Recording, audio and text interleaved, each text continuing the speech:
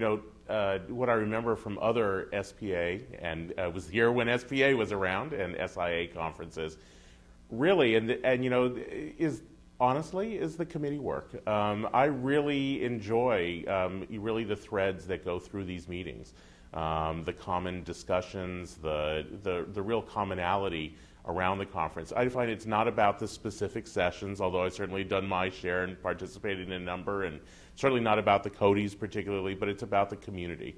And it's been the ability to get back together with people and continue discussions over many, many years, in this case, 2 decades. And the continuity that comes with that, and the ability to be able to really address the needs of our marketplace, watch our businesses grow, evolve.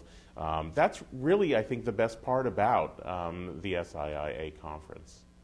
It's hard to really pinpoint specific seminal moments, and I really don't think that they're specifically around product. I honestly believe we have yet to hit our stride in terms of technology implementation in our schools. I think that we have an old model of how we engage learners, and I think that that's being stressed. And so it's exciting to see the shifts that are potentially going to come from that. I think that legislatively, if we take a look at E-rate with all of its pluses and minuses that go with that, are rethinking about how we fund technology in schools, and potentially really looking at technology not as a separate portion, but really as an integrated portion of the learning experience. I also think from technology perspective, the networking, the collaboration that can happen through technology is just amazing.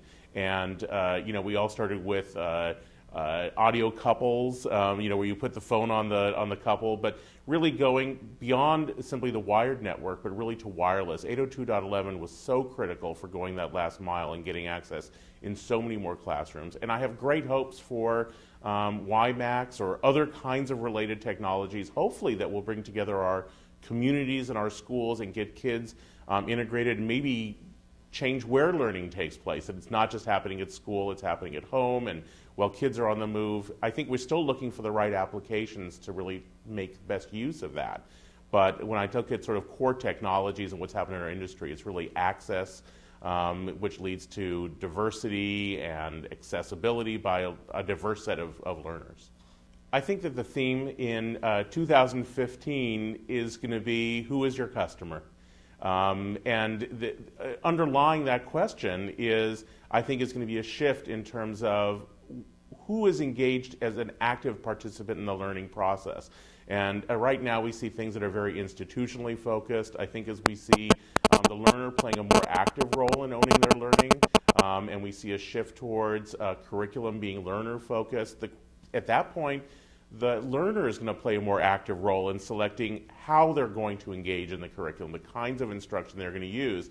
And the teacher will certainly be an advisor in that process. I think that administrators clearly are going to manage funds and figure out how to make that happen.